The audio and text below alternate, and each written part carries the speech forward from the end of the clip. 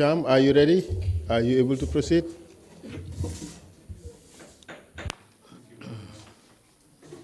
Thank you very much, everybody, for coming back for the afternoon session. Council, shall we continue with Uncle MC? Yes, thank you very much, Mr. Chairman. Mr. Cham, welcome back. Just to remind you that you are still under oath. Before the break, you were telling us about the conditions of your detention at Fajara Barracks. You went as far as you were there with a few other women. You were all detained in that hangar, and there was no segregation between men and women, correct? Correct. Now we would want you to discuss the conditions of your detention at Fajara Barracks during this period. Were you provided with any beds? With any beds to lie on? Any beds while in that hangar? Yeah. Thank you very much. No, we were not provided with any beds, with any sort of bedding. Even mats were not provided. What we had, when we were brought into that hangar, there was a heap of old, disused tarpaulins. This is what we were asked to pick up and spread. They had gathered tons of dust, cobwebs, and what have you. And inside and within them, below them, were tons of cockroaches running away from shelter. We picked up those, just spread them on the dirty floor, and we are using them for considerable time. And as I said earlier, there was no segregation. These two women who were with us were just lay. There was no segregation whatsoever. They lay among the men, just like that, no blankets, no beddings, nothing, just like that, with their wounds and blood-stained clothes. That persisted for a considerable time, until maybe 3 months, between 3 to 6 months. It could be before the army commander paid us a visit, Babukar Jatta. We would come to Mr. Jatta's visit to your group of detainees at Fajara Barracks. But in this first few months, up to 6 months, tell us about the food that was being provided. Yeah, you're right. Thank you very much. First of all, let me say that after a period of a couple of weeks, the two girls were taken away to Banjul. And the food continued to be what it was from the beginning, woefully inadequate, lacking no usual vitamin, no meat or fish. And worst of all, what we discovered was there were two basins about this size, open. The contract was given to we understood, the contract was given to the station officer of Bakau. I forgot his name, but he's a fuller from Nyani, from MID, Nyamina. In fact, I think distant relation to them, but them, Sambajalo. His wife was doing it. And what we observed about not only the inadequacy, but the very sad manner it was presented. You know, normally it used to be mafe sauce. When you have two different pots. You cook the rice and then you cook the sauce. When you finish, you put the rice in the basin and apply the mafe or the sauce. But what we observed was, before they put the mafe, they used to scrape the Cham very cleverly because the mafia was always very inadequate in very small quantity. There we learned that if you do that, you take the basin before you put the rice, plain rice. You put the Cham, you turn it upside down so that bottom up. You know, it's normally very hard when you extract it very carefully. Then they put the rice, little opening in the middle, and they pour the mafia. So it will always float, it will not sink. The difference is, if you first put the rice and then you apply the mafia, it goes down to the bottom of the basin, providing a better spread of the sauce. But when you do what we discovered, only one small cup of mafia will remain on top there, and you will have an impression that it's adequate when it's not. And because we were many, when they bring these two basins, we were over 40. About 6, 7 can sit around the basin. The others, by turn, you come and lean over, pick up a handful, and go. And that applied for the first 2, 3 days, until when, through OJ, OJ is Omar Jallo, he was a member of parliament, a minister, he was in the coalition, and so on and so forth. Until he got in touch with one of the guards, one Sonko, I think it was an NCO. He knew him before. And we were giving him small cash. We had cash.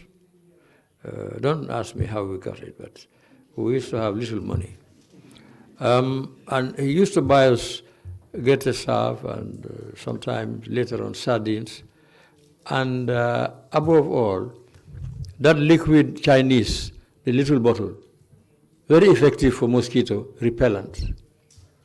And every one of us used to have one of that. Late Usainu Njai, for the first few days, was providing for everyone. That little bottle, every night one little bottle. You apply it on your forehead and wherever the skin is exposed. And I can guarantee you for the next 2 to 3 hours, no mosquito will come around to visit you.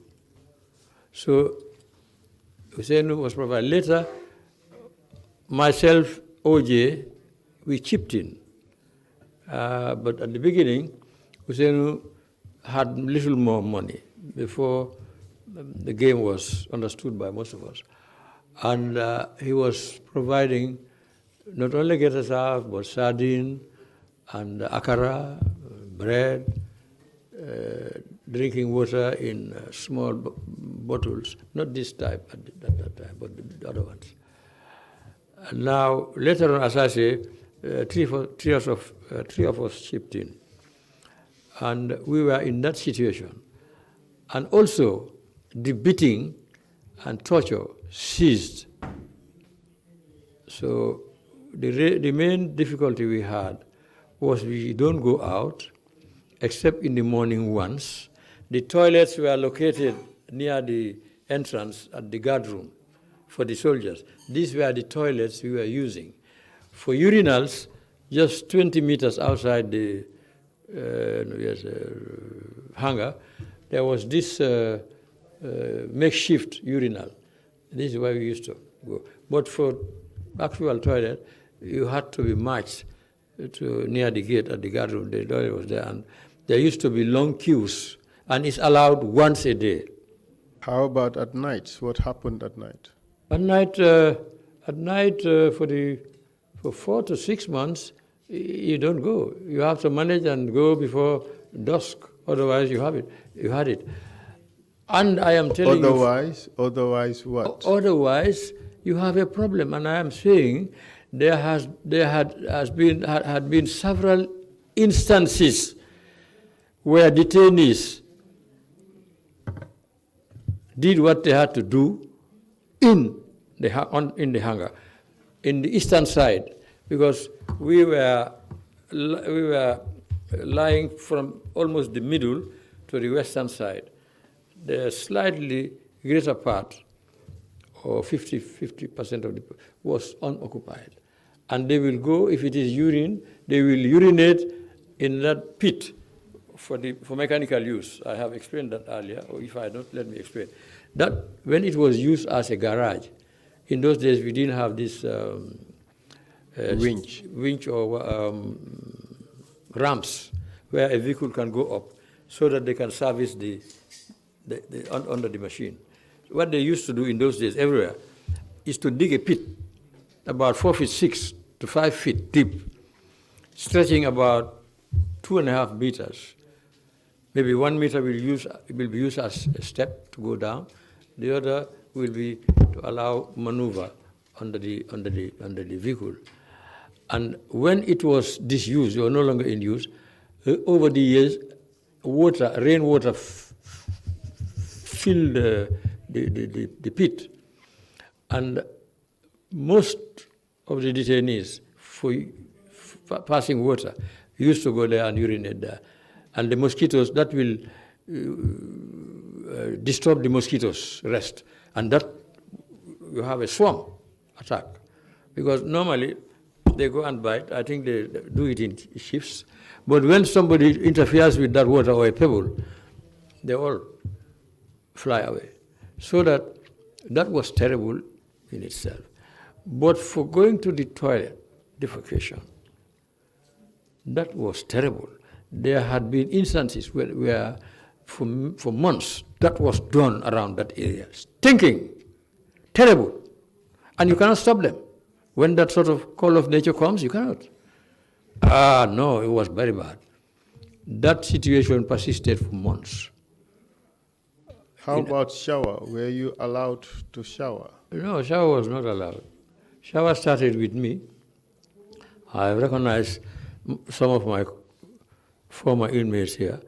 I was the first to have shower because I was to resume my evidence at the BAMFO Commission for Ministers and Public Servants.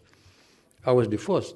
And after me, for a long time, they never. Whenever I was going to the commission, I used to go to shower. Most of them, I'm seeing about 8 or 10 of them here. They don't go to shower until months later, when Babukar Jata, Army Commander, came with the Army Commander, Ngom, and it's a wall of Tukulor name anyway, surname, I forgot the name. He was Army Commander. And a host of other people. Maybe Red Cross was included, I don't know, but they were plain close people. They came and we were lined up in front of the hangar and told about them. Yes, thank you, sir. We would come to that, the issue of this visit. What I want to do is to establish the conditions of detention before this visit. You talked about not being allowed to shower. You mentioned that in the evenings you could not have access to toilet facilities outside the hangar, so people had to do what they had to do within the hangar itself. You also talked about the food being 2 bowls, which was to be shared by the detainees. On that particular point, the issue of the food,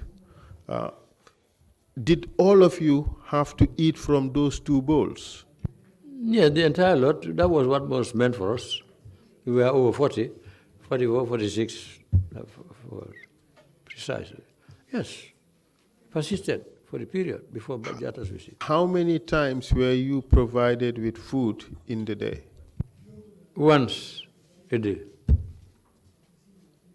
Between 2 and 4. 2 and 4, 5. No breakfast. Dinner? Once a day, between 3 and 5, I think. Period. That was all by way of food. Throughout this period, were you told what your crime was? No. But, no, not for about 7 or 8 of us. But because we were frequently visited, police officers, special NSS were coming there, daily interrogations. And they were able to prefer charges on majority of us. I think about nearly 30 or a little over 30. And those were being taken to Kanifing Magistrate Court on a weekly basis, maybe 2-3 times a week, adjourn. And when that started, after Babukar's visit, that changed the scenario of food for the better. Because when they started going, our families used to know about it because they had lawyers. They were allowed to take lawyers. And through that, the information spread. So that at Kanifing, all family members, or some family members, depending on how many people they have to go there, every detainee used to have a member of family to go there, whether you are among those charged or not. And for some of us who were never charged, they used to give our families information, and from there, our families used to bring provisions in the form of biscuits, Quaker oats, milk, sugar, blah, blah, and also some simple medicaments like Fensic and Aspro and things like that. For the first 6 months, that is before Babukar Jatta's visit, were you allowed to change over clothes? No, you were not allowed. Nowhere your family members allowed to come in, see you, bring food or bring clothes for you. Incommunicado. Let's talk about the torture.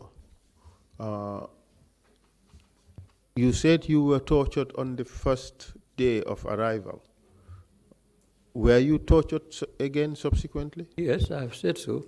I think for nearly a week it persisted, but when the wounds started getting more troublesome and people started getting really terrible, the torture ceased. And they had one Sedi, male, I think it was a male dispenser, and one girl, Mbai, grandson of, later I know, grandson of Tamsir Demba Mbai of Angulsi Street, prominent Gambian scholar. That girl was born in London. The father was chief driver to the embassy. And when we used to go to London, he used to drive us to meetings and what have you. That girl was born in London. She had come back and had joined the force. She and one Sedi, the soldiers are here, they know Sedi, he's still there. I see him at Denton Bridge. He's still risen up about by a rank, if not the same status.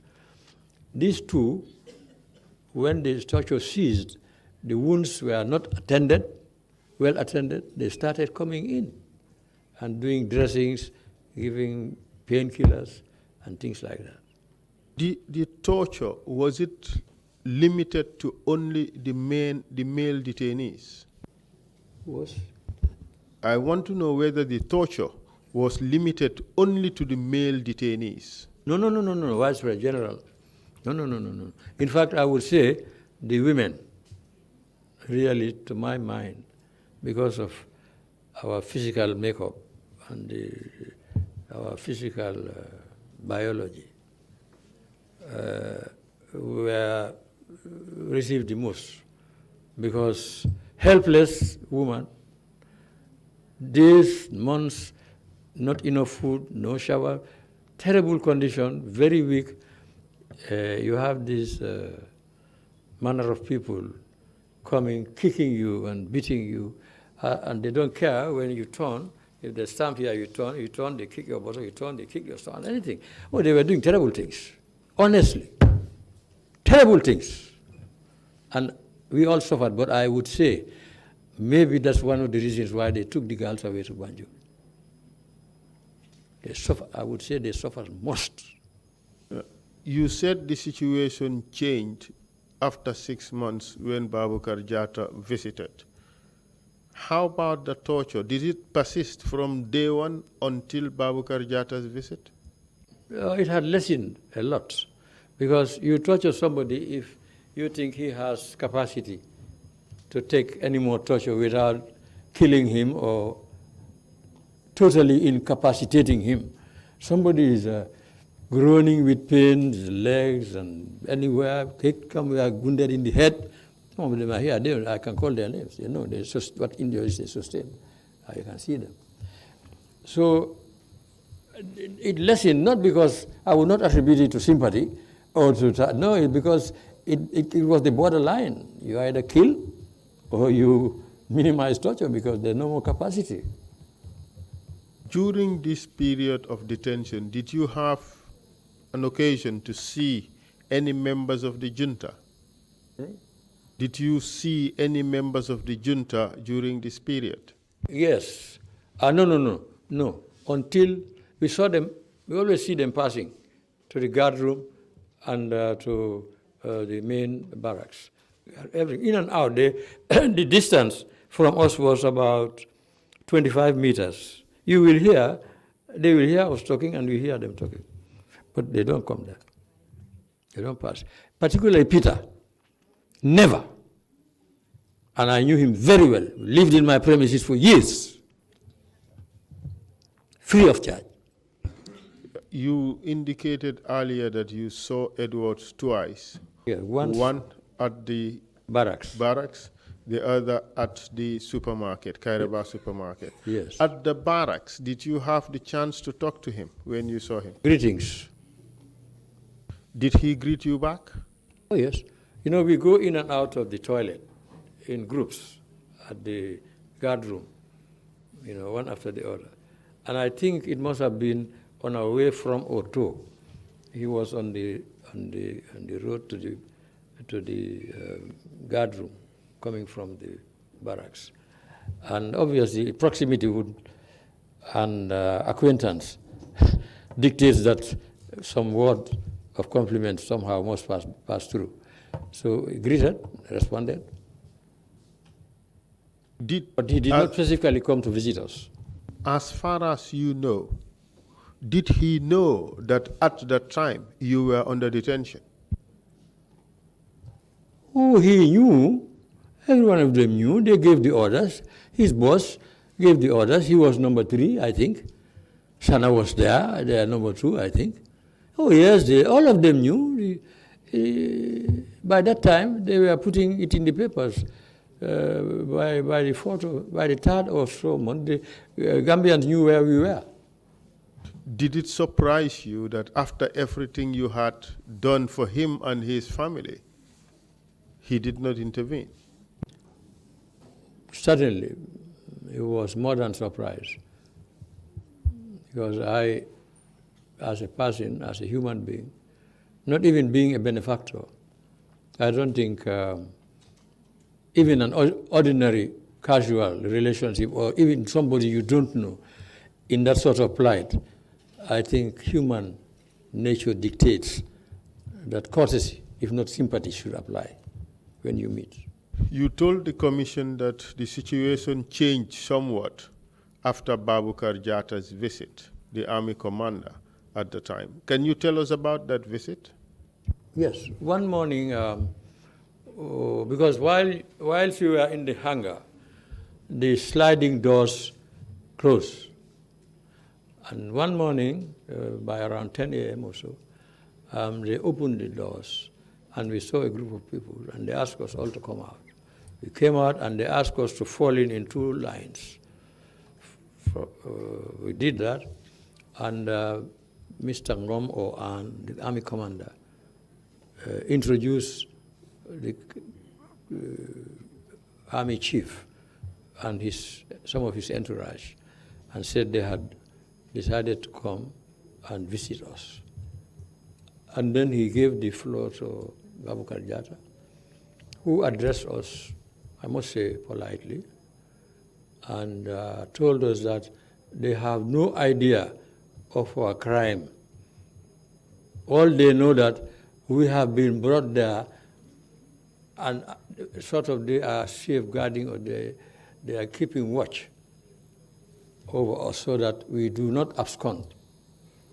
But they have no idea as to why we are there. In very polite words.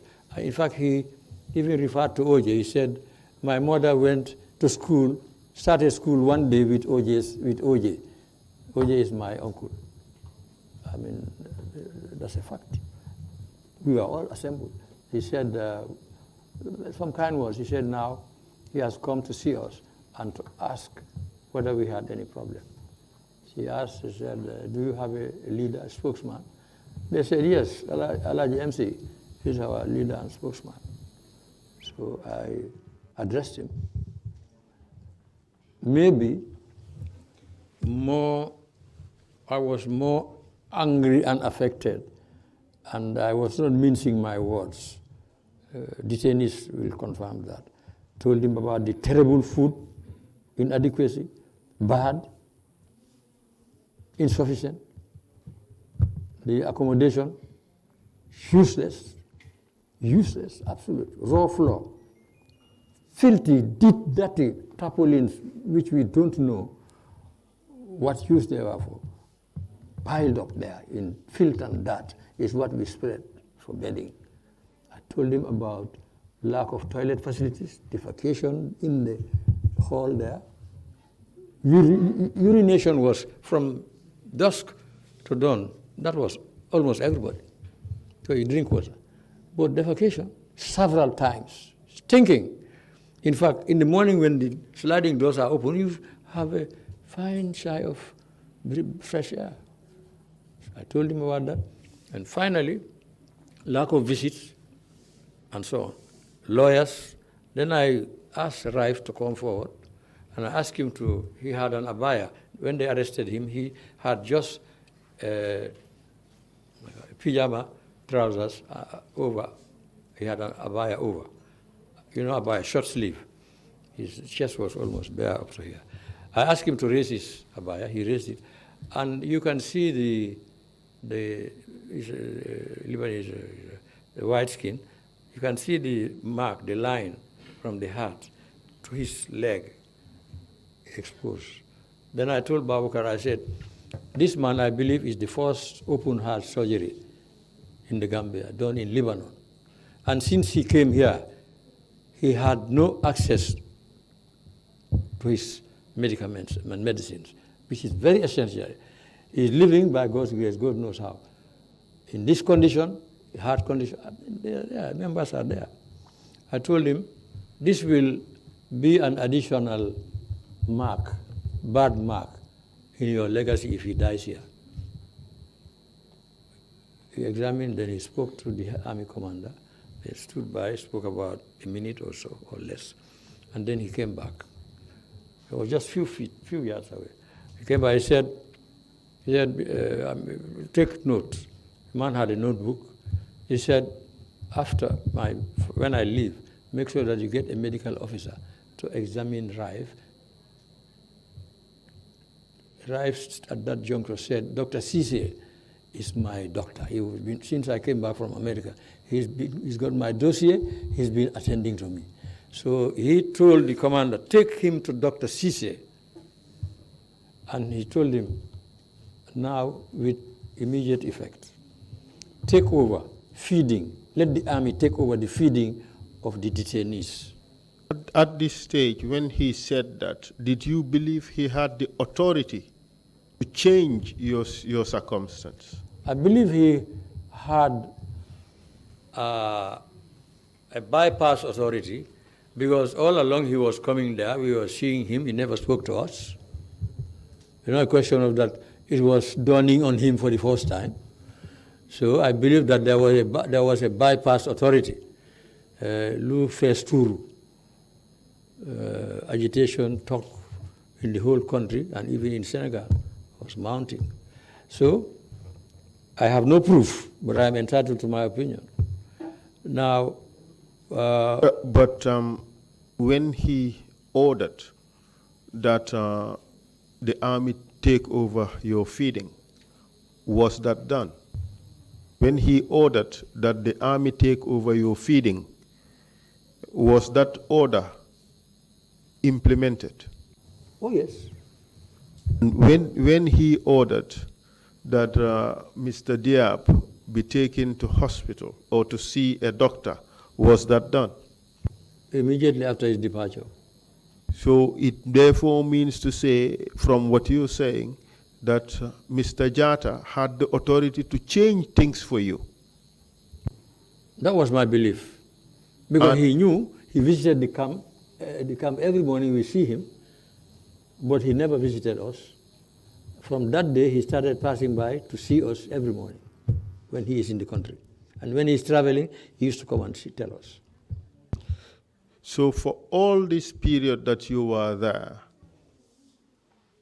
Mr. Jatta could have changed your situation, but did not until the first time he visited, 6 months down the line. That is my belief. Thank you very much. While you were there, were any other important people brought in to be detained with you? Or person, for that matter? Yes. Maybe a month or not quite 2 months before our release. One evening around 8 o'clock, the officer on guard came and opened the sliding doors and asked us all to come out. We came out, and then by that time, Jatta had asked the army commander to provide us benches and some few other amenities. So we had these benches. They asked us to sit down on the benches, and the visitors were seated to our right. They were mostly of Islamic scholars, and Baba Lee was their spokesman. Could have been their leader, but he's the one who addressed us. Thank you very much for that information. We would come to that later. My question was more directed about whether any individual was later subsequently brought and detained together with your group. Oh yes, well before where I ended, lawyer Hussein Dabo was brought and joined us as a detainee. Do you know for how long he was detained with your group? Oh, he was there for over a month anyway. Maybe 1 month plus 2 months, I don't know. But he was never tortured by us except somewhere. I don't. Do you know why he was detained with you? I can only speculate because Hussein has my relationship personally with Hussein transcends him. When he was a little boy, Standard 2 or 3. I was a very close friend to his father, his family, his uncles. I knew every one of them. And Mukunda was a colleague in the field, a member of parliament. And in those days, campaign never ceased. When it started, it continued year round until election. After jubilation, after winning election, party-wise, countrywide, or individual as an MP, we used to have what we say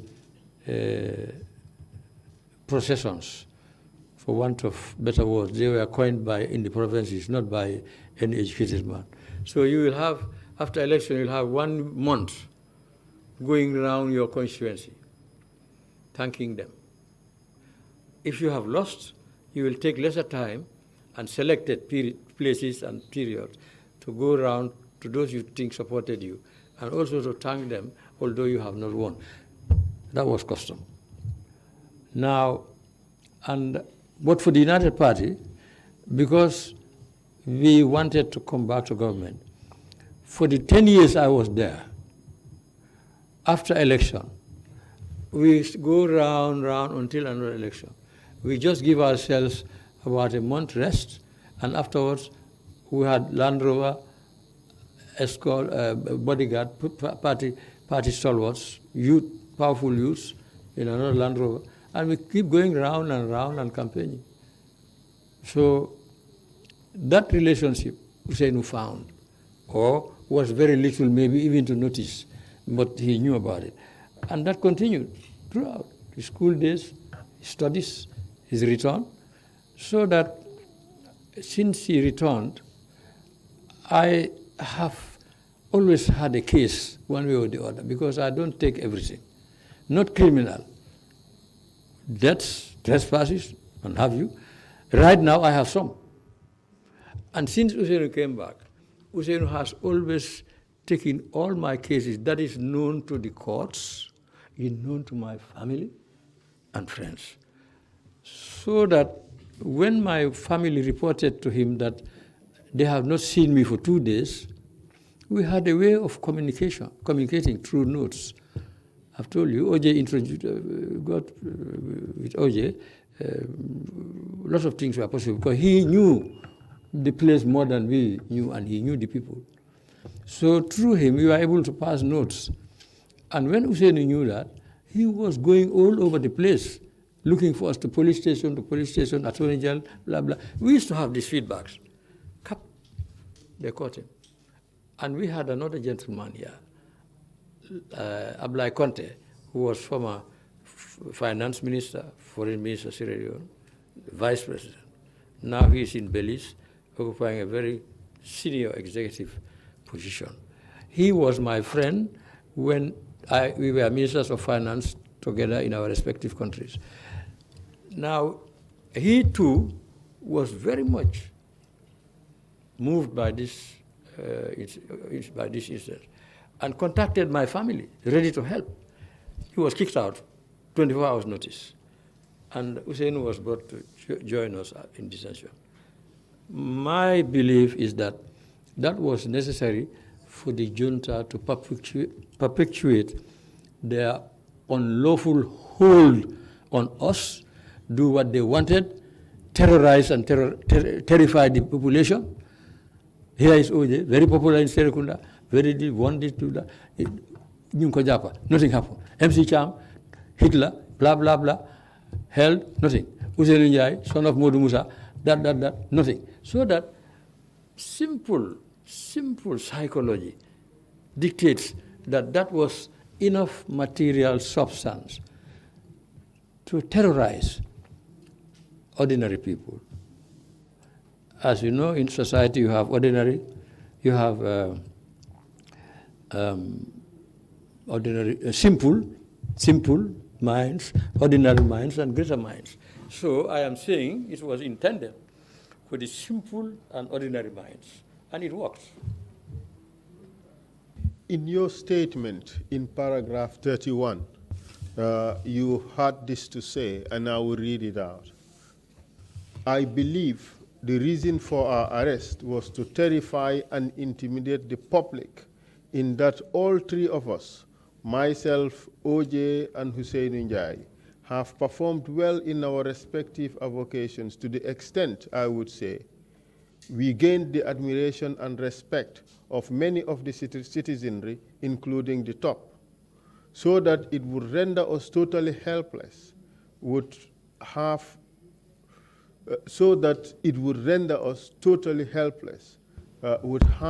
the public say, if they can do this to these leaders with impunity, then we better be careful, otherwise worse may befall us and nothing will come out of it. Does that really capture? This is exactly what I was trying to say, but not repeating word for word. Thank you very much, Mr. Cham. I think the point has been made quite clearly. After the visit of Mr. Jatta, the situation changed, you said. Yes, slightly for the better. Slightly for the better. Yes. Can you describe the conditions after his visits? Yes, after his visit, they bought a football. They first of all brought a medical doctor to take our pulses, heartbeat, and blah, blah. And that was done to every one of us. And I think 3 people were disqualified to take any form of recreational exercise. And that was Panyafu. I don't know his name, but my colleagues here know his name, Lamin, market master, and Solo Sonko. And this other chap who used to pray, he used to pray every night, And one night they came and nearly killed him. They say he was a witch. And nobody dare talk. We all were awoken and they were kicking and stamping him. Afterwards, a day or so after, for our guards, we told them this man used to pray every night. He's not a witch. Even if he's a witch, he has not consumed any of us. So really, these were the three people the doctors exempted. But apart from these three people, all of us were, if you want to go play football, you go. They bought drafts, damier, marias, ludo, and other things. And bought benches, about 4 or so. That's right. And also he ordered that henceforth we should not be locked up in that hangar 24 hours. That we should be allowed to come out under the mango tree. And on two days a week, I think, one army boy, he was a son to Tamba, or a nephew to Jali Tamba, he gone, very athletic chap. He was taking us for football and for athletics, running 100 meters around their own field. Those who can, no limit. That was one. And the other thing too, he said the guards should not. They used to be 4 or 5 around, and also outside. I think that one too, he said, well, they don't have to. He warned us never to try to run away, otherwise the consequence will be bad, and that they should not follow us. He refused us only one request, and that is their mosque was about 75 meters away from our hangar. We wanted to go and pray, and he said no. Later from some of his men, they thought that we were over 40, and the people who pray there are not many, and it's very near to the exit, PWD, area, very near, and that maybe during prayer time one day we will just overpower the guys there and then run away. I don't know, but this was told us. Apart from that... By who? Who told you that? He did not tell us the reason, but he refused our request to be praying the 5 daily prayers. Walk a few distance, just like here and there. He said, no, let us pray. So it was within the powers of Babukar Jatta to determine your conditions of detention during that time? So to look, so to see or observe. But all of us, none of us believed that it was done purely by himself and not from the Bambo himself. And his and when you said the Bambo, who are you referring to? I'm referring to Chairman Yaya Jammeh. Was that a name by which he was also referred to by the people who detained you? Oh, the soldiers call him Bambo Moda. We picked it up from the depot, that word. So you said there were periods you were taken to the Bamfo Commission of Inquiry. Can you explain? There were periods when you were taken to the Okota Bamfo Commission of Inquiry. Yes, when these 3 commissions were set up, and I was not detained then. That was after the evaluation of my protest. One morning, some NSS or police officer, they were in plain clothes, came and asked me to give them a list of my wife's assets, cutlery, and a lot of other female junk which is used for the kitchen. I told them I cannot do that. I don't know. They left. Few days later, I received a letter to appear before the Balfour Commission. I was the first to go among ministers and public servants. I went, and the process started. I had Hussein Dabo as my lawyer, and Mr. Akwete, a Ghanaian, engaged for that purpose, who was the government counsel, assisted by A.K. Savage, local, who later became Chief Justice of the Supreme Court under the Jammeh era. The commission started and was going on until I got arrested. When I got arrested, there was a break or a lull for some time. Afterwards, I resumed going. They will pick me up every morning and go. And this is why I said I was the first to have shower among the bunch. And I continued to have shower any day I was supposed to appear before the commission. How about the days in which you did not have to go to the commission? Oh, I was like the rest. What does that mean? That means the same conditions that applied to us earlier. No shower, no visit, blah, blah, applied. The only time there was a change in the shower and changing of clothes is when I was to go to commission. And my daughter Soma, who is here, was going to school then. She used to bring my clothes. She brought it for the first time. After your conditions of detention were relaxed a bit by Army Commander Babukar Jata, did that impact on the food that you ate? Very much so. When the army took over, they were bringing us 4 boli. You know these bolis? 4. We are having 2 little ones. They brought these big ones for occasions that the women use. And they used to cook benachin and supa, damada, and they used to vary. Although not as good as my wife's cooking, or our wife's cooking. But the food that is served at the army barracks, yes, was often described here as water stew. Well, how did it I feel will to not you? degrade it or downgrade it to that level, because for us it was 100 miles improvement to the inadequate stuff that was rammed on us. It was different. So that 4 continued.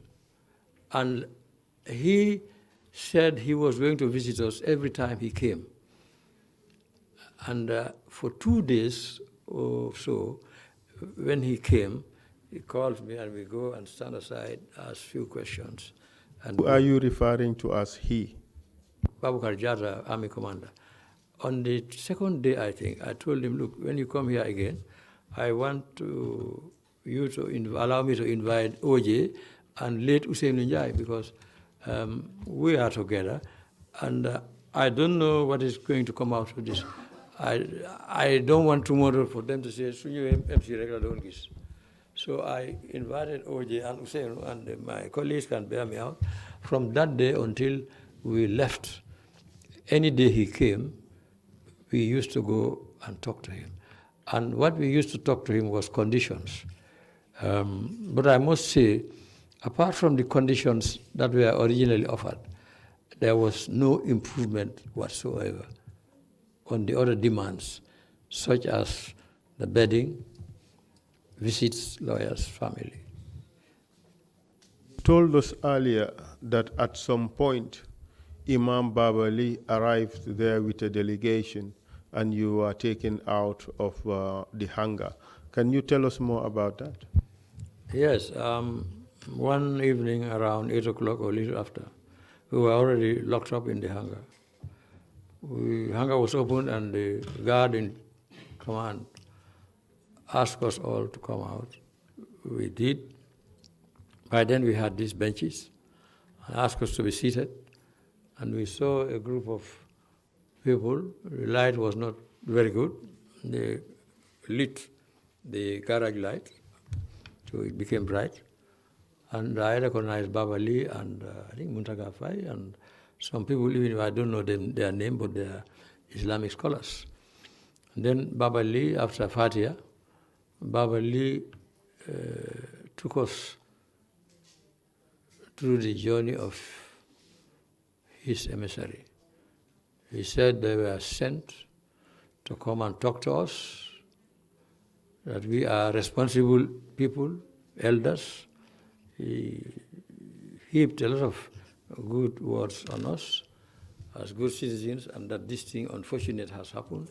Now, the authorities were disposed to release us, and they have come to talk to us so that we will be of good behavior and do not talk about politics, because this is a military junta. We just keep peace.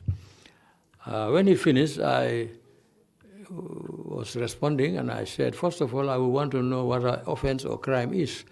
And then everyone, oh, no. Let's not raise this question. Your prayers has been answered. You should just accept advice and go. Let us not start asking questions. My colleagues are here, they know that. So I shut my mouth. A few days later, they came and started taking us one by one. Pack your things. Who have been there for over a year. At least we had the dirty one we had, we wash, and the other one. So they took me in a jeep to my house in Hopkinson Street.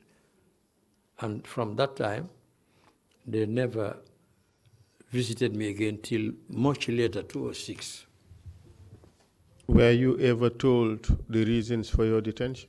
No. Were you ever allowed the services of a lawyer during your period of detention? No. Were you ever charged before a court of law? No. Were you ever allowed family visits during that period of detention? No. And you remained in detention for how long? For a little over 13 months, maybe a day or 2 or 3. Thank you very much. And by the time you were being released, you were asked to be of good behavior. Were you able to travel around the country or to leave the country?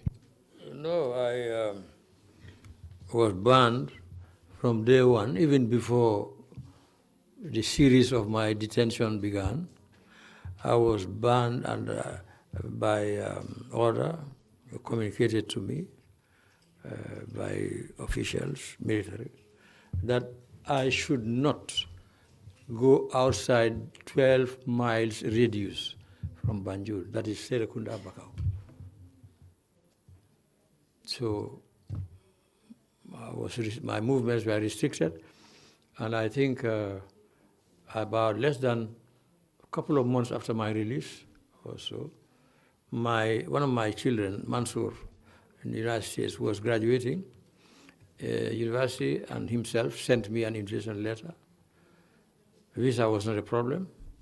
I wrote a copy of it. I think I gave one of your staff a copy of my application to travel, since I was under a travel ban ad infinitum, indefinitely. I wrote and requested permission for about a month or two to attend the graduation ceremony of my son. Great pleasure, fulfillment of one of my hopes and aspirations. The reply is there: no, you are being investigated and you are required to visit the police station every day. I've sent you a copy of the application and the response. Thank you very much, Mr. Cham, for that. You said earlier that after your release from this a little over 13 months detention, they did not visit you again until much later, 2006, you said. Can you tell us what happened during that visit in 2006? Yes, I was in Fajara and decided to go home around 1 o'clock. And I went through Bakau, wanting to go through the Old Cape Road. Just after the church or around the turning, I noticed a black car. I stopped at the bakery on the right, the car stopped. I moved to the grass market and it just stopped as if I were buying something. The car stopped. Then I concluded these people were following me. These people are following me. Then I sped, drove very fast. It drove very fast. I came to the junction. It was very clear in those days. Fortunately, no vehicle was coming to my left on the high road. I took a right turn. They came, stood. By the time I saw them from my mirror, I was around Sincona. I went through to Old Joshua, the mosque, not Mango Tree, the turning there, Old Joshua. I turned there and went into the next street and turned. They sped fast. They must have gone very far without seeing my trace or asking. They turned around. I recovered the highway to Banjul. And at the petrol station, first petrol station after Sincona, I stopped because I was also monitoring them as they were monitoring me. So when I stopped, after a few minutes, I saw them. They stopped about 200 meters from me. Then I drove off. I concluded for sure that I was in for another trouble. I went through Bond Road. They followed me there, Hagan Street.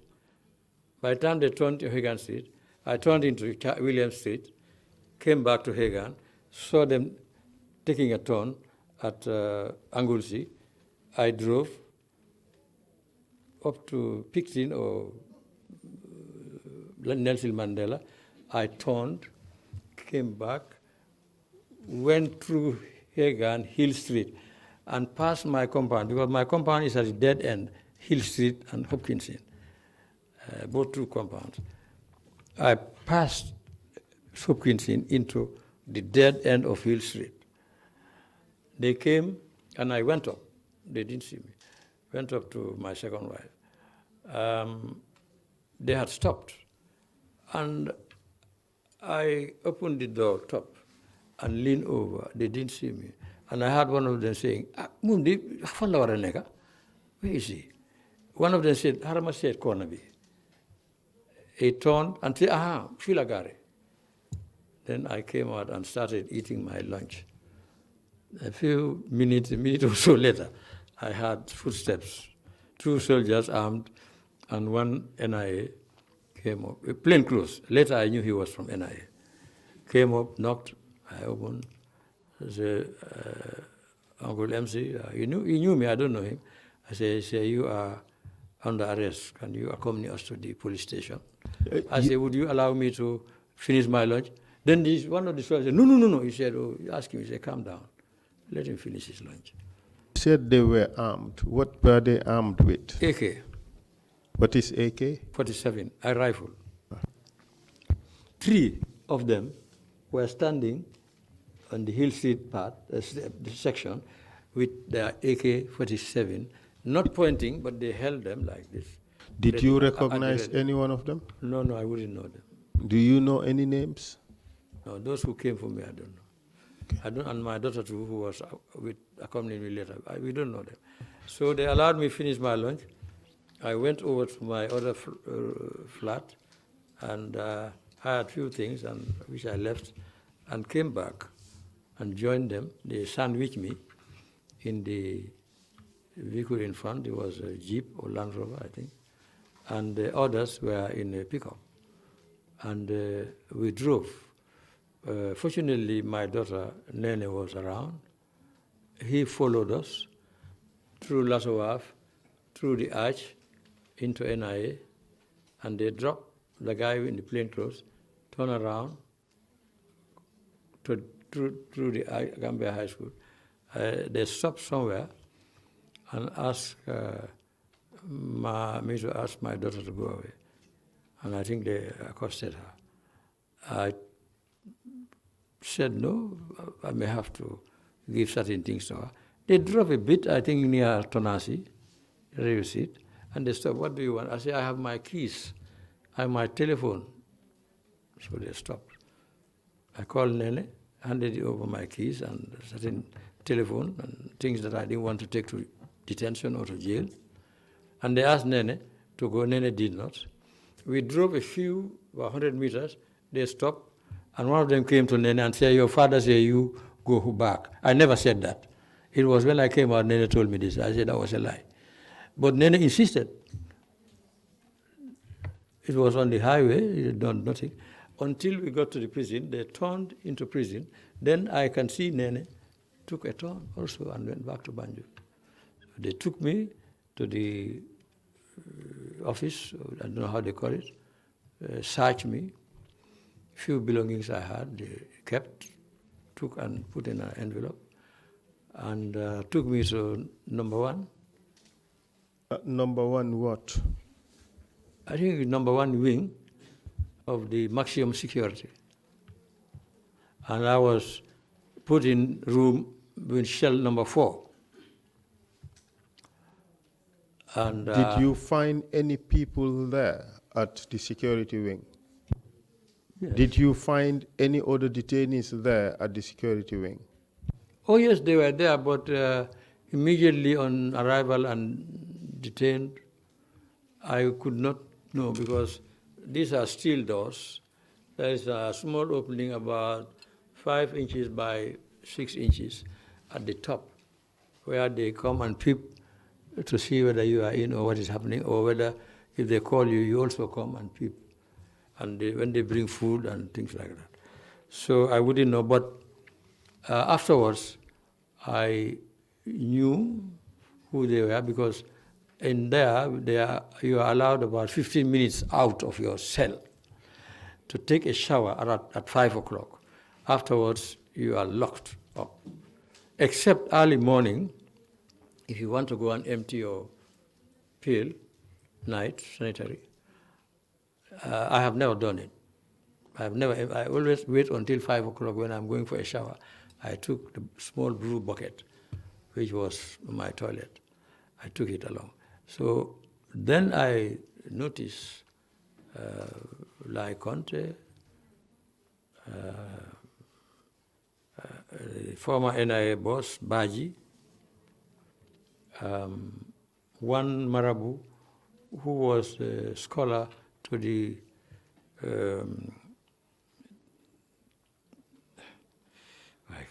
Bogal, to the Bogal Marabu. He was a chief scholar, Bogal. His name is Hamadi Sow. When they could not find his boss, they arrested him. He was there for about 6 years or 7, I don't know. I found him there and left him there. And one soldier, a Catholic soldier, because he was preaching the whole night, the gospel.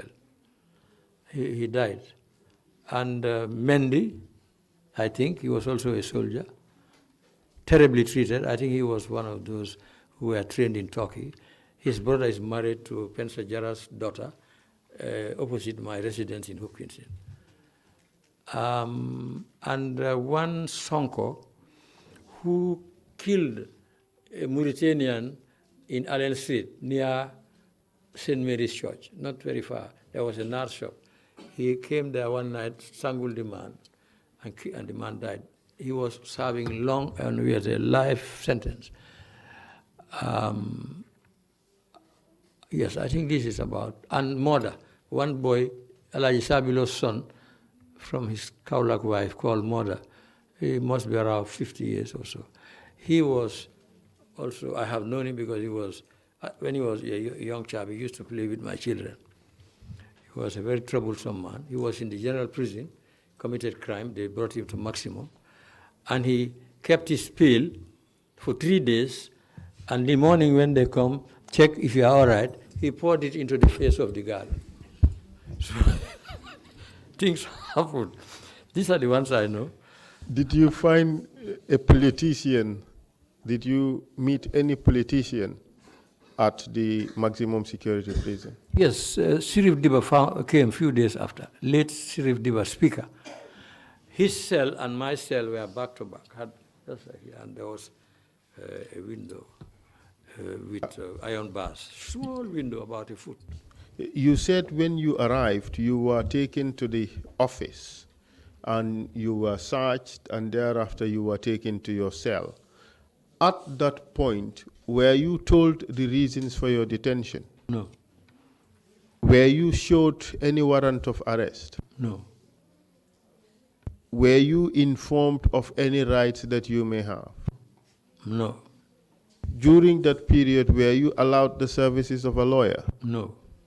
Were you ever taken before a magistrate or a judge? No. Were you ever charged with a crime? No. So there you are. You are brought to this maximum security prison. Tell us the conditions in that prison. Well, the cell is very small because when I entered, because of the smallness of size, that was the first cell I entered with that little size. So I stretched my two arms, and I was able to touch the walls. Turned around, stretched. I was able to touch the door and the wall. And I looked at the bed. It was a concrete slab, very thick, with one filthy, dirty, smelly blanket, folded and put as maybe on the head of the bed. I never used it. It was stinking. And there was a blue bucket with a cover, and I was told by the guard that this is when you want to ease yourself, this is where you do it. And then you keep it following morning at 5 o'clock. When you are going for a shower, it was too hot, very hot. You empty it, wash it, and by 15 minutes, all is over. You come back to your cell. And that's how I was there. That's how I was kept there for the duration of a month or so, until my release. What were the other conditions? The other condition, the food was terrible, half cooked. Coos, coos, our wives know, when you want to make a food out of it, you first pound it, remove the husk, and then wash it, and then pound it a second time, whether for cherry or for lach or for whatever. I'm sure women here matured know that. But this one, they take it as as it was from the field and cook it half and half.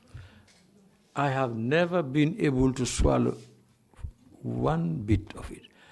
It's just that, as God would have it, fortune smiles when it is not the end of the destination. There were some prisoners in the general prison open. One was one of my boys' children, Fatsane's granddaughter.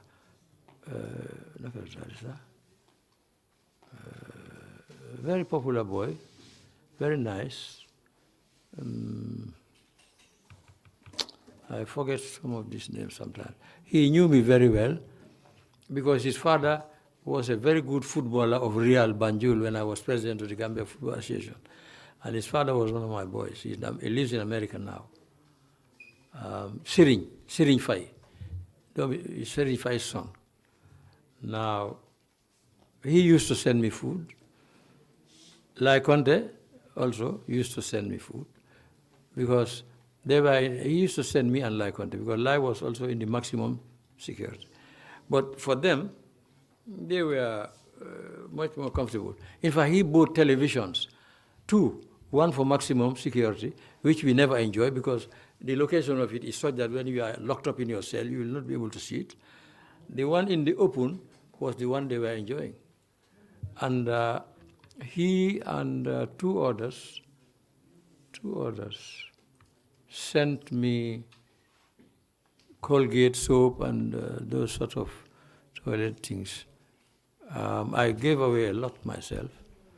But for them, I don't know what would have happened to me because I was unable to swallow that sort of food. The porridge was worst. So if they bring it, they take it as they brought it. But no questions because the prison was another world. Things went by. I was not involved. I was not there for too long, but those who had long terms, some of them were fairly having no discomfort or minimum discomfort. And Antuman Gay, lawyer, found me there and left me there. He I too was there. detained there? Is that the case? Doctor? And Mr. Antuman Gay, was he detained there as roughly well? handled there one afternoon. They pushed into the cell, locked up. He had his singlet and trousers. But after about a week or so, I think the legal fraternity must have influenced his release. But I remained there with Raif and Lai Conte. Did you see Lai Conte often? Yes, 4 or 5 days before my turn to go to NIA, Lai Conte and some others were taken.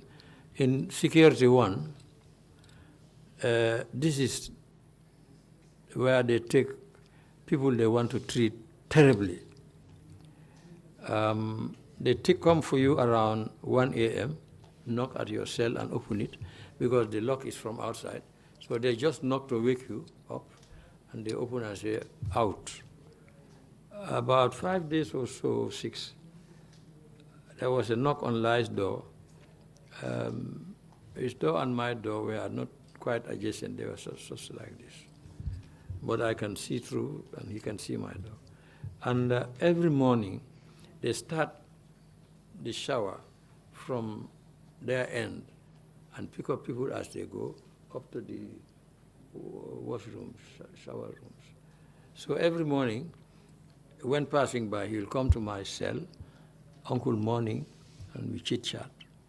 And when they bring him food, he will eat half and leave half for me and bring it. We had one couple, I think it's Jata, he's from Kanilai. He was a state guard, he said.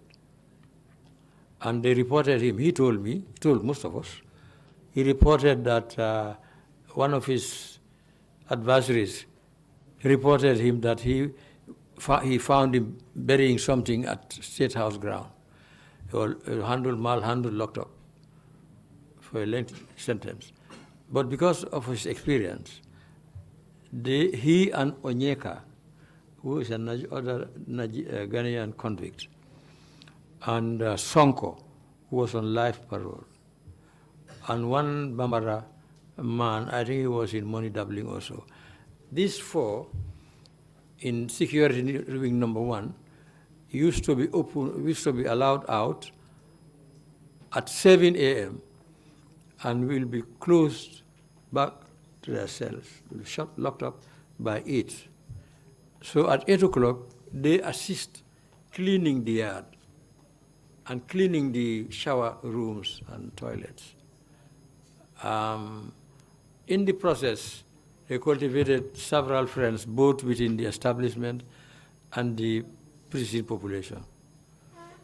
In fact, anybody sending anything to your family through the front door or middle door goes to them. You give their name, because whatever comes to them, the authorities allow in. Their rooms are a sort of mini store, not mini market because they don't sell, but mini store for food. Sardine, name it, anything. Now, this chap became my friend because, as I will say later, when I sustained injuries, he was taking me to the doctor and also dressing me, so that he used to open my cell and leave it open and apply dressings or whatever, or take me to the doctor. That is after I'll come to that later. So it was in this context, this morning routine, when they would take inmates to the shower. Was that the period you saw Mr. Lai Conte? Yes, for the first time, because I was brought there in the afternoon, and that was, I think they must have had their shower, or at least I didn't have shower that day, because I didn't get out until the next day, 5 o'clock. Did you ever see Lai Conte in a condition that is different from what you were accustomed to before your detention? Yes, as I say, whenever we are going for a shower, it starts from them, and he always stops by my cell and greet me, and then continue, and later they will open me and I join them. One night, there was knock on his door and other doors, and everybody in security number 1, before you get to the ordeal, you know about that knock. That when they knock you out, you are in hell. They take you to NIA and beat the hell out of you. So the next morning, he was in the habit. He's very decent, very clean chap. I think he was going to empty his pail, or maybe he wanted fresh air, whatever. He stopped by my cell door. Morning, uncle. I got up. I was terrified. His face, badly swollen, wounds, forehead, side cheeks, big. Did you ask him how he sustained those wounds? Yes, I asked him. He said last night they took them and they malhandled them at NIA. Did he say who took them? No, no, he knows who took them to the ones who take you to the gate. But the one who malhandled you, you know. In his case, he told me, I said, but like, you are a soldier, you are a very senior officer. Don't you know these people? He said, uncle, I cannot know them because they have a black cloth, sewn black cloth, a bit wide, that they put over your head to your shoulders. Takako, you wouldn't see them. And already you are in handcuffs. You see, chap like Lai, you cannot beat him in that manner if his hands are free. And so many others like him. So I noted, 5 days later, they knocked at my cell at around 1 a.m. So I knew what was going to happen. I came out, they took... How did it feel when you had that knock? Oh, I just concluded. Because, you see, Mr. Counsel, when there is a time in one's life when you are so much used to hardship, whether it's hunger, illness, or whatever, you tend to not assimilate. You tend to sort of get 50% immunity, or the fear, or whatever. It drastically reduces because you are always expecting for the worst. So you really not like a new entrant or a new conscript or whatever. I was not very frightened. I knew that this is happening every night, so this is my turn today. And I've been seeing them, I've been going to shower with them, I know. So I was not frightened that much. I was expecting the worst. So I came out, they took about 4 or 5 of us, including Raif. Do you recall the names of the other people? You mentioned Raif, and who else was taken? And Baji. Baji used to claim relationship with Yaya Jammeh when he was NIA director, that he was Yaya Jammeh's uncle. His younger brother was a very good friend of one of my children. I forgot his first name. He used to wear a suit and a felt hat. He was head of the NIA. He was there. And who else? You mentioned Raif. And what was the last name for Raif? Diab. Diab. And you mentioned Baji. Do you know his first name?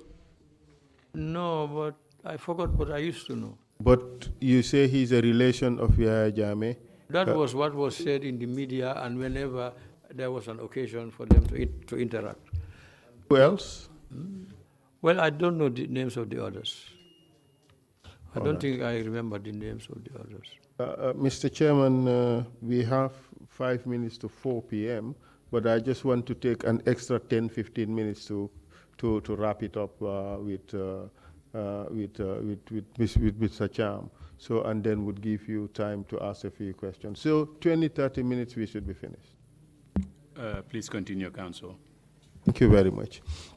So, Mr. Cham, what time was it? What time did they come for you, your set? It must be around 1 a.m. or a little after, How many of you were taken? about 4 or 5. 4 or 5. Okay, you mentioned yourself, Mr. Diab, and Mr. Baji, Yaya Jame's relative, and who else? Oh, can't remember the names. Those are, all right. And you were all taken together in one batch, correct? Yes. So can you tell us how you were removed from the cells up to where you were taken?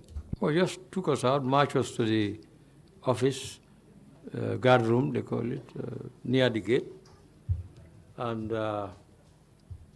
told us that we are being taken for interrogation, and they handcuffed us from behind and help us to go to climb the vehicle and drove off to NIA. What type of vehicle was this? It was, I think, a kit car. It was not a big lorry.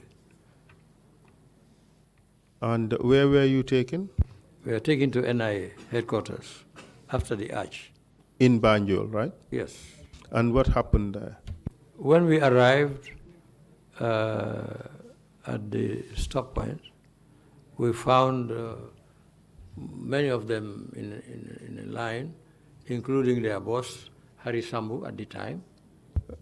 And the vehicle stopped, and I saw Hari, whom I knew. Time of the day was it must this? have been around after 1 a.m., must be maybe 1:20 or 1:30 a.m.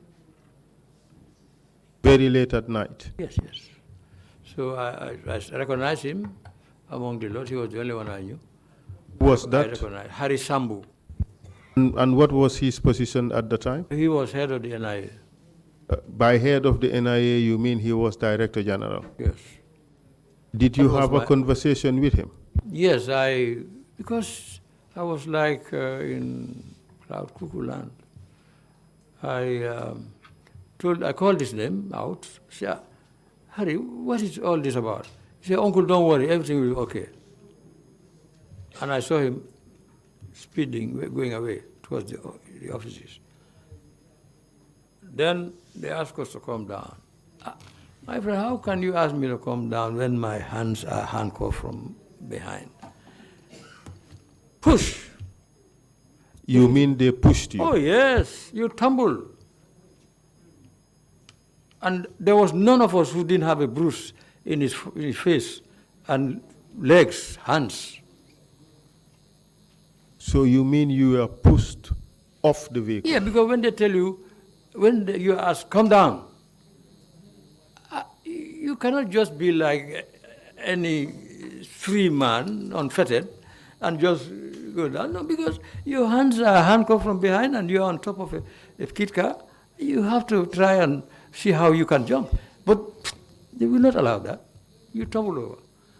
And then when you manage to get up, they ask you to double up. In my own case, I did try to jog a bit. Did you sustain any injuries? The guy who was behind me, you know what they call rompe in Wolof, football? From behind, kicked both feet, both legs. I rolled over, and the passage, you know, we had grass on either side, but the passage was concrete. I think I was a bit fortunate. My face had bruised, but I fell over on the grass, that for my head. But my hands and legs, I had long trousers. It got turned up. Then I was helped up. We went into a hall straight.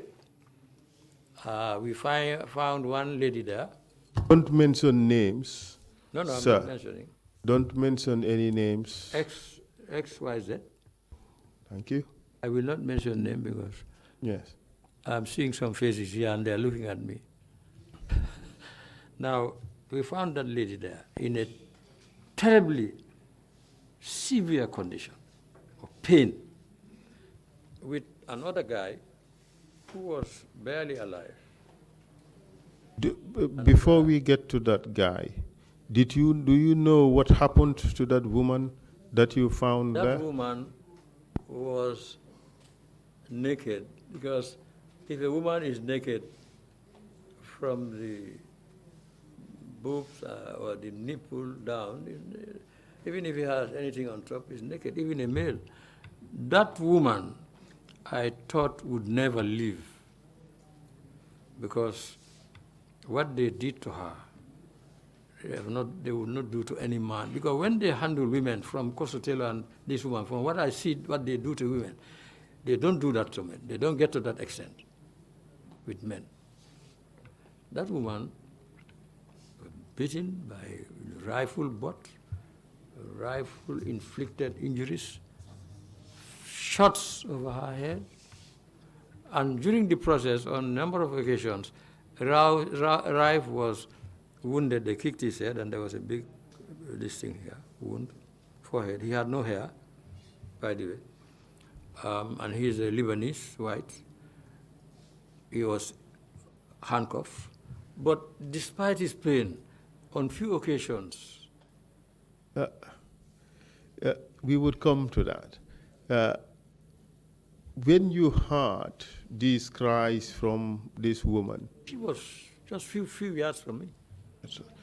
how about the group that arrived? Did anything happen to you? See? Your group, did We were anything all happen there, to you? beaten, one after the other. They had several of them torturing us. Each had his own torturers. We were in it's a big hall, maybe about from here to here. Could you tell us about that torture? Could you tell us about that torture? When you come, you sit down, your hands are handcuffed, and you stretch your legs, and you put your hands in between your legs. And then the rest of your body is at the mercy of the torturers. Slaps, they beat you. It is there that this finger, I will carry it for the end of my life. And this, because when they come this way and want to hit you, you have to defend. Hand is always vulnerable in fights. So, no, it was very bad, you know. And that remained. There was one guy from Birkama, OJ knows his name. I think I was told he was either Sane or Bojang, tall chap. He was the one who tightened my handcuffs. And I told him it's too tight. He said, it's all right, it'll be all right. And he disappeared. Honest to God, to have taken a knife and cut me anywhere you want is better than that. I nearly died. My hands got swollen. I called, and they don't care. They pass you by. It's all right, wait. Don't book again in the Americans, things like that. By the time it was around after 4, past 4, they got us up and led us to through stairs to a small office up at the end of the hall. Sat us down. There was an array of them around the table, and they started giving us individual lectures.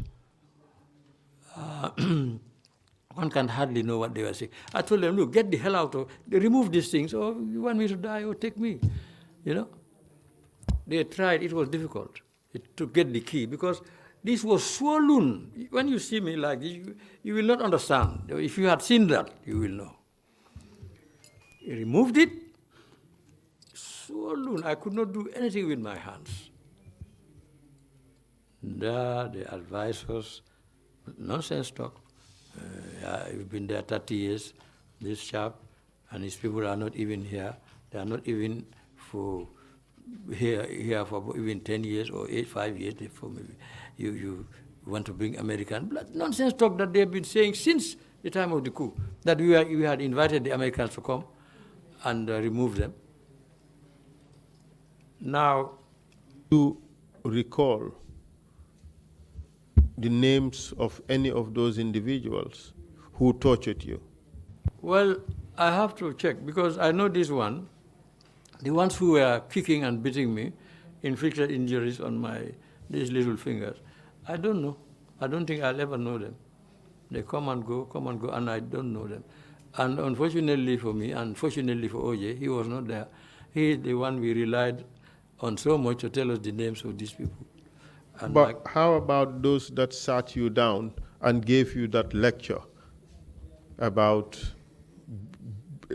you wanting to bring Americans to come and cause problems? Yes. The first people I've said, I know Mendy was there, I know. No, I mean this time around at the NIA, when after torturing you, they took you upstairs and sat you down. Do you recognize any one of them? Well, I know that Almamo was named. I was not the only people. Almamo, I will recognize even if I see him now. Apart from that, and the other guy I came to know from Birkama, but it's been a long time now, whether it's Sane or so, one of them anyway. Okay. So this batch of yours, about 4 or 5 of you, were all of them tortured? Every one of them. And every one of them sustained injuries. I think Baji must have sustained the worst, because throughout my stay there, he was carried by 2 officers to go to the toilet and to help him shower. Amongst the lot that you found there at the NIA premises, was it only this single woman we call XYZ, or were there other people? I only noticed that woman because we were in the same hall. Later she was taken into a room. After that torture, what happened to you? Well, the next morning my face was swollen. And when I came, he saw it. Because he was the one I was most familiar with. And of course my hands were swollen. I cannot hold anything. The pain here was much better than here. So they got an Egyptian or an Arab-looking doctor the next day to come and see me. He seen me a couple of times, made prescriptions, had some medicines. And this is where I said Al-Husseini, who was a prison guard close to where Jammeh was detained, he used afterwards to come and massage and apply dressings. And also I was to exercise. In fact, my family, if you had seen them apart from, if they were not here and you saw them after, they will tell you that they always, whenever they see me sit, I do this, I see this, every time on my feet. Why do you do that? Because I was advised to do that, and I nearly lost my life, and for 6 months I was carrying this pain. I was not able to hold anything very strongly. You know? Even when drinking tea, I had to hold this thing and hold it like this. And for how long were you in detention after this torture? Maybe about 3 weeks. Or I was taken there, I think, within 7 days of my detention. You said you found, no, excuse me, beg your pardon. You said Sirif Mustafa Diba, former speaker, found you in detention at the security wing number 1. Could you tell us about him?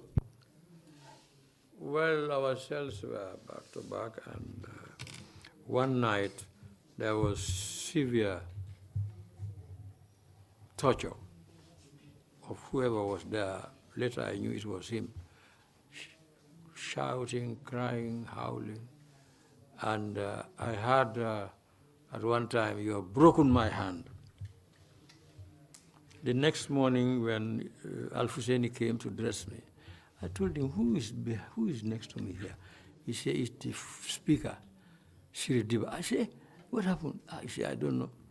He said, but they have broken his hand. They have sent for the, I don't know how they call these people who apply plasters. They're coming to plaster his hand. It's not plastered. And, he too was tortured. He too was tortured. Who? He too, Oh, he was tortured. was beating, you can hear. I said, it's just like somebody here, and just a wall separating us. At night, if you drop a needle, it will make sound, you will hear. Do you know the impact of this torture on Mr. Serif Diba? Well, I don't know, but I know the beating was very severe. I don't know, I was not around when he died, I think, or I did not know about it immediately until after, when I went to sympathize, because he was a colleague from student days. But definitely, he sustained terrible injuries and severe beating. A man like him to have your hand broken, must have been severe beating by whatever instrument. Definitely. And after 3 weeks, you were released. Yes, afterwards I was called and released. And when I came out, it was very sad. The 2-3 cells facing me, and the 1 or 2 on my side. Honorable,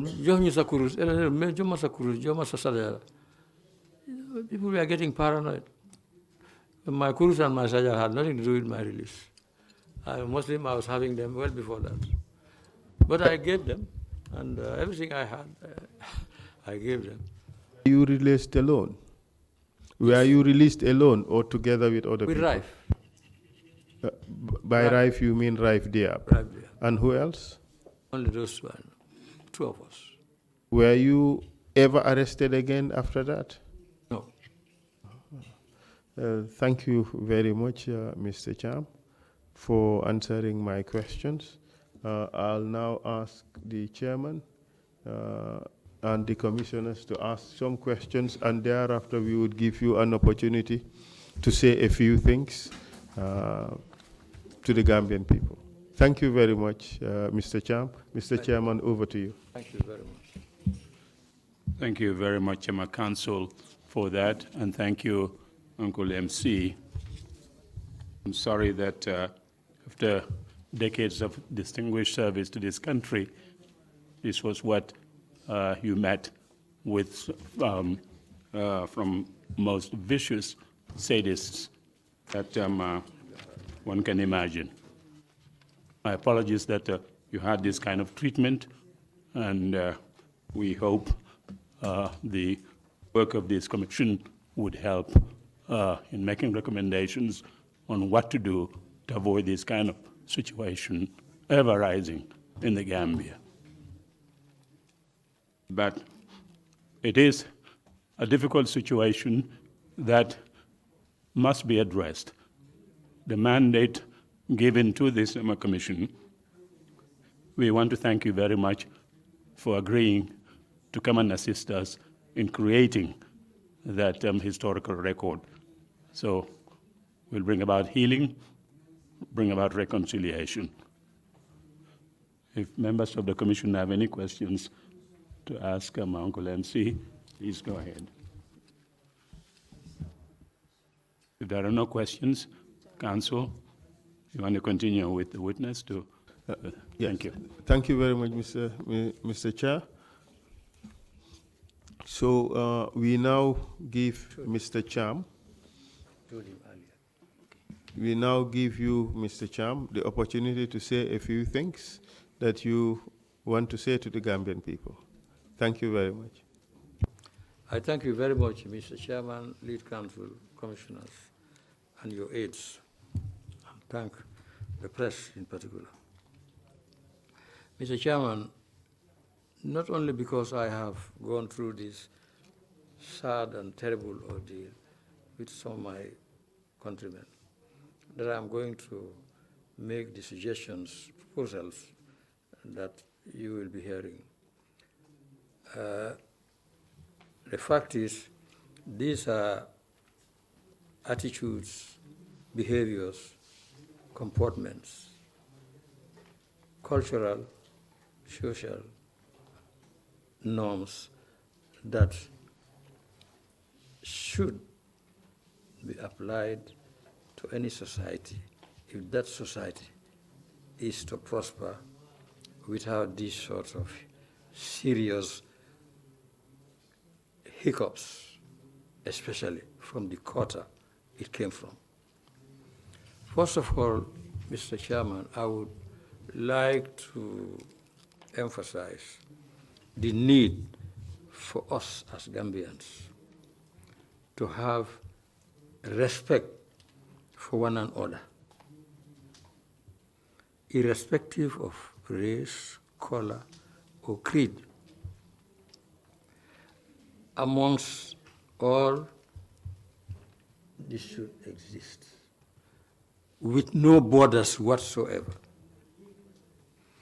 Mr. Chairman, there should be probity, accountability, and transparency to apply not only lip service, but de facto on the ground, and it should be properly monitored. And the enforcement of it should begin with the top, not with the bottom. Because the top, one damage of the top is equivalent to 10,000 of the bottom class. So if you want to apply these very noble norms that are so essential for any governance, democratic governance, you have to handle the top. This is not the question of finance. Take care of the pence and the pounds will take care of themselves. This is a question of the reverse. Take care of the pounds and the pence will take care of themselves. Fact. Mr. Chairman, opportunities, including employment, social and other forms of development-oriented activity, engagements, should be by merit, and merit includes training, qualification, fully tested, experience, dedication, honesty. This is merit, but not because he's my uncle's son or he's a cousin or I married his sister or we are the same tribe. This is happening, and we know it. It is just gone out of proportion now. Formerly, it was creeping. It has never been absent, but it was under control. Because the press and other individuals were free to talk. Unfortunately, I am not blaming anybody but the former regime. If the former regime had not muzzled the press and opinion, in particular, what has happened over the last 22 years would never have happened to this scale. I'm not saying 100%, but it would never go to this magnitude. Now, Mr. Chairman, in that regard, if we accept that opportunity to serve should be by merit, we should also add that labor must be adequately rewarded. Must be adequately rewarded. There should be criteria. Most of these members here have been exposed to outside. Outside, especially in the West, developed countries, salary, allowances, and other fringe benefits are not based on the state or the position of the holder. In countries that I know of, for sure, I can challenge anyone. UK, I have a small idea. America and France. The heads of state have over 1,000 positions held by their citizens who earn far more, thousands, far more than them. Correct, fact. But here in the developing world, the higher your the status of your office is, the more you are supposed to earn. Relativity, where has relativity gone? It has to be relevant. As a leader, you have one payment or one skill that is not available to anybody. You have the last say, and you are the first among equals, if you want to be very moderate. You authorize, you order, you command. A lot of things by privilege you obtain. So it cannot be just quantified in terms of dalasi and budut. I mean, if you were to carry out a survey here, apply these conditions I have said, 75% of the people who earn what they are earning today will not earn that. One, they will earn less. Two, once earning less, you may earn more. Fact. Mr. Chairman, the final one I'm going to make on this recommendation before I end is leadership. Leadership includes you, him, alcalis, imams, ministers, chiefs, presidents, everybody, MPs. Leadership is anyone who leads a group of society or a group of people for whatever avocation or for whatever intention that is good, whether it's a club or whatever it is. They should not or never, they should never encourage nepotism. Well, I don't have to dilate on the meanings of nepotism. We know. Tribalism. Cronyism is the worst of these two I have mentioned. And corruption, of course. Whensoever, from wheresoever, out. If a leader maintains these qualities firmly, doesn't bulge, 50 to 60% of the evil will disappear. And the other point is, in the developing world, and Gambia is no exception, you have stratas of responsibility in society, families, social setups, relative to this issue of governance. Most of the public believe that government is a separate, independent entity to which they don't belong. They fail to realize that before they got to that ascendancy, they went and sought for their support through their votes. And votes don't mean much now.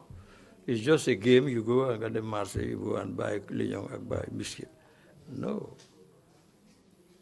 We should bring back the quality and the emphasis on citizenship through vote, through the ballot box, through voters' cards, through ID cards. They should not be rampant to every individual who comes to the Gambia. Later on, we all would be, not may, defranchised, like Fiji, like Mauritius. You know the history of those countries. If you don't, I know. You come, I tell you. We have to be very, very careful. I am not anti-immigration. I am not anti-Africanism. Nor am I anti-black. Nor am I ignorant when God said we are all equal. The word equal has been misread and misinterpreted. Equal before him. Not equal in opportunity or any other dimension. Equal before him. Tick for tack. So defe mu fay la, so defe mu bay la. That is there. But we are taking that, we have given it a broad, very wide expansion so that there is no more any meaning. And so that it has become disadvantageous to the indigenous people. I'm not anti-immigration. But when we say we welcome strangers, we welcome free movement, one of the articles of ECOWAS. I am one of the founding fathers. My signature, check the document, my signature is there. When this equality is mentioned of movement of goods and people, it has it as a basis, and it should have meaning and application. I mean, it is meant to develop our respective areas and communities. But the people we welcome to migrate here are people whose stay among us would be meaningful. Mechanics, masons, carpenters, technicians, academics, people who have ready input to the best interest of our economy and our society. But people who really are doing things that they could have done in their countries, they come and swell. We all raise for our medicines, our food, our education, and everything. We raise for it. And later, integration of Africans is so fast because there is no basic law governing it. With 5 years or 3 years, you can acquire, or less, you can acquire citizenship. You marry my sister. I will go and sign affidavit to the JP that you are born in Basse. And you will get all the benefits. These are facts, you know. I don't care how anybody interprets it. We have to do something, Mr. Chairman, lead counsel, about that.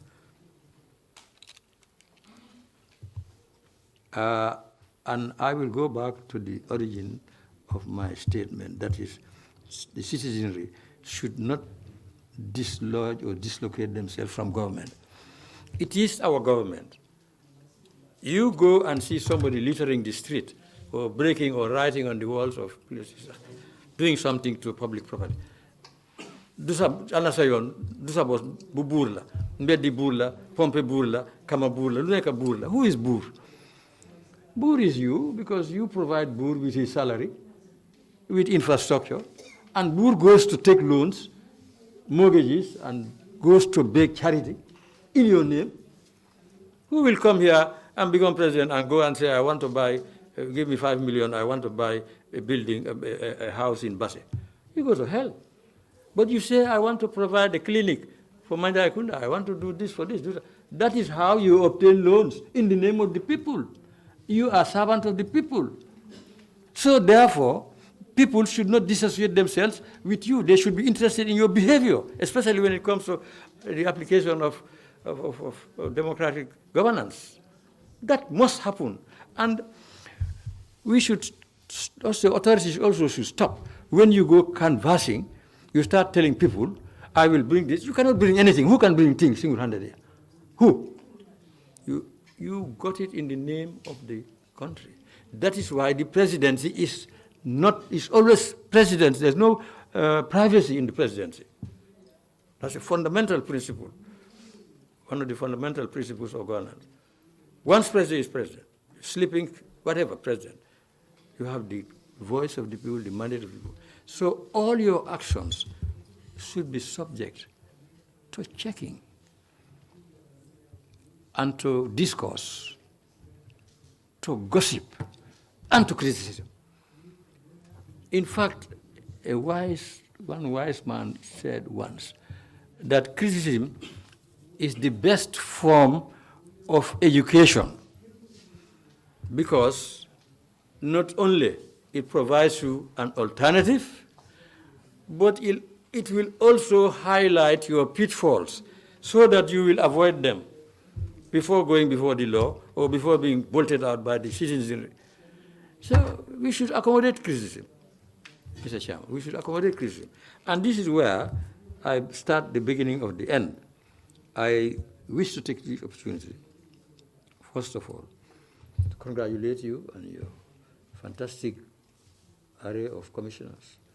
We have been following you over time in the air. And I can assure you, if you had any but, I'm not saying everybody, but I will say it. Facts. You're doing very well so far, and you should continue. I also would take this opportunity to thank the lead counsel and his very able team.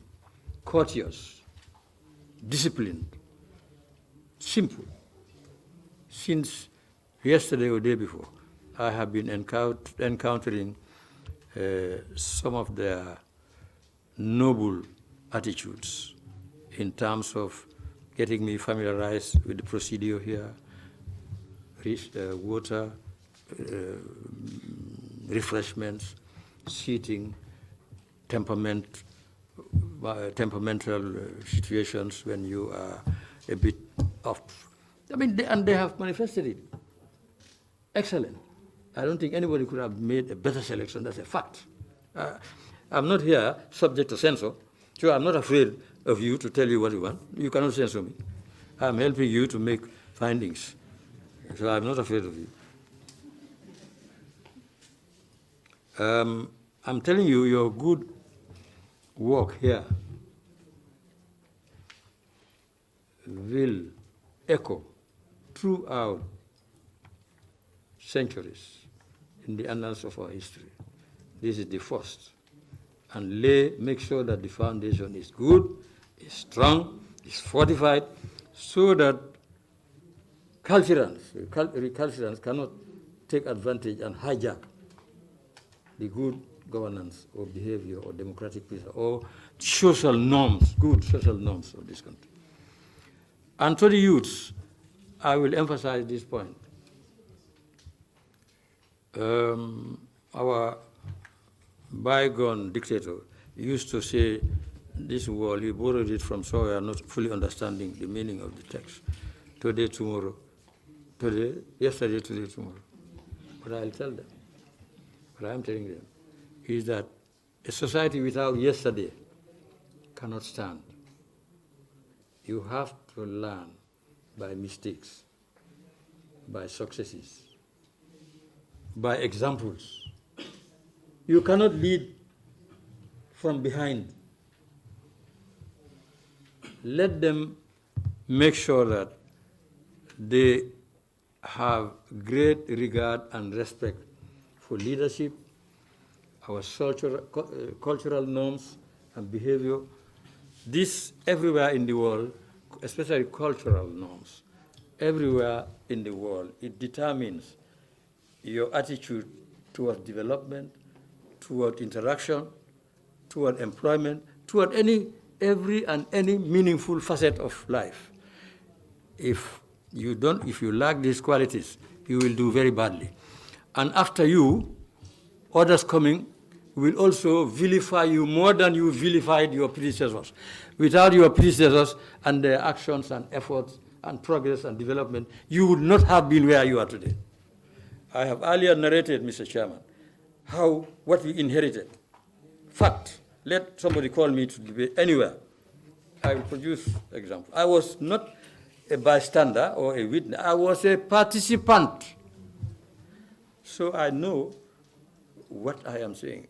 The youth should not rush for big jobs, and let them just watch our own African diaspora. Diaspora is getting exhausted of meaning, because one of my mates I had the other day talking, never been to school. Not that I look down on her, but she was talking with her. I said diaspora. You know, we have one habit. When we cling onto one of these UN-favored words, we have to exhaust it until it becomes naked before we try to find another alternative. So the youth, I'm not asking you to follow your elders or your leaders in what is bad, but don't ridicule all their effort. It is their effort that brought you where you are and nurtured you, made you what you are. And it is your efforts that will make your younger ones what they will be. The relay race, when after the going around the field, you hand it over. Make sure that you hand the baton and you don't drop it. If you drop it, you lose your position in the race. And I don't want you to lose your position in the race. And very finally, I want to salute your staff. I have never been here. I got familiar with your geography today and your hospitality. And I must say, I will thank my chief lady attendant. She really is superb. And the other one there too. I don't see it around. Okay, thank you. I also from there will salute the entire workers' kitchen, field, cameras, and so on. And finally, on this level, I want to take this opportunity to thank our team of journalists. They have been doing a fantastic work. Never mind, that is not trying by you not to criticize me. Criticize me. I don't care. I've been criticized a million times in the past. It doesn't affect me. If I do anything, what? Do it. And for one thing, you are educating me and you are avoiding me. You are making me to avoid pitfalls. So I'm not bothered about criticism. Let it just be factual, honest criticism. But I welcome it. I've been deputy leader of this opposition for the United Party and in Parliament for 10 years.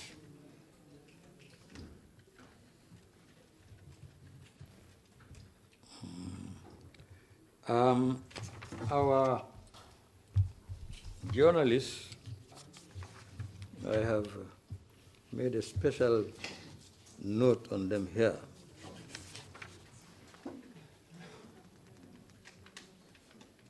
They are the filters of and monitors